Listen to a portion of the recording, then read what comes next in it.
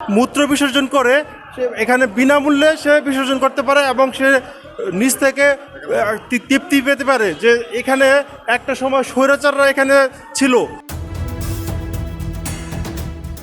আওয়ামী লীগের কেন্দ্রীয় কার্যালয় এখন পাবলিক টয়লেটে পরিণত হয়েছে।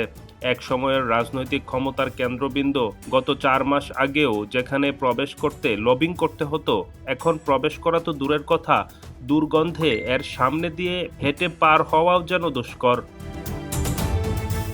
গুলিস্তানে 10 তলা বিশিষ্ট কেন্দ্রীয় কার্যালয়ের বাইরে থেকেই ধ্বংসযজ্ঞের ছাপ চোখে পড়ে। পুরা দেয়ালগুলো ছাড়াও কোনো কিছুই অবশিষ্ট নেই। স্টিলের তৈরি নামফলকগুলো খুলে ফেলেছে বিক্ষুব্ধ জনতা। পুড়িয়ে দেওয়া হয়েছে পূর্ব পাশের ভবনটিও। পুরা ভবনটির ভেতর থেকে বিভিন্ন ধরনের মালপত্র খুলে নেওয়া হয়েছে। নিচতলায় এখনও আগুনে পুরা ছাই, ভাঙা কাঁচ, পুরা কাঠ ও স্যাঁতসেঁতে পরিবেশ। দ্বিতীয় তলার ফ্লোরে পানির সঙ্গে মিশে আছে পুরা কাগজপত্র ও বিভিন্ন আসবাবের অংশ। আগুনে পুড়ে যাওয়া কাগজপত্র সহ ভাঙা কাঁচ এখনও বিক্ষিপ্তভাবে ছড়িয়ে ছিটিয়ে রয়েছে। বিভিন্ন ধরনের মাদকের বোতল দেখা গেছে প্রতিটি তালায়। জানা গেছে 5 আগস্টের পর থেকে আওয়ামী লীগের কেন্দ্রীয় কার্যালয়টি অরক্ষিত।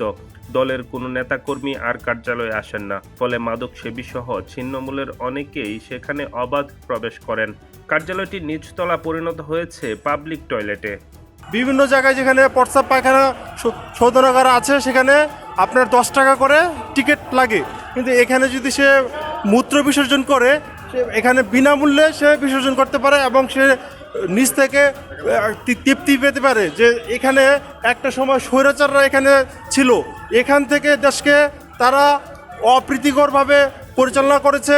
খুন, হত্যা, এমন কোনো অপরাধ নাই তারা সংগঠন করে নাই।